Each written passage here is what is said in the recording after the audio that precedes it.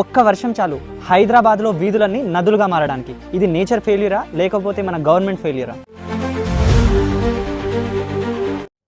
Not only this time, గత 3 నుంచి 5 సంవత్సరాల డాటా కనుక మనము ఇంటరాక్ట్ చేస్తే ఇదే సిచ్యుయేషన్ ఉంది.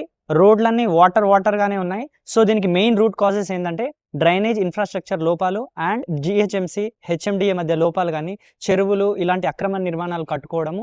సో వీటికి రీజన్. అండ్ వాస్తవంగా వీటి మీద బడ్జెట్ ఎంత కేటాయిస్తున్నారు, ఎంతవరకు వాటిని వినియోగిస్తారు అనేది క్వశ్చన్.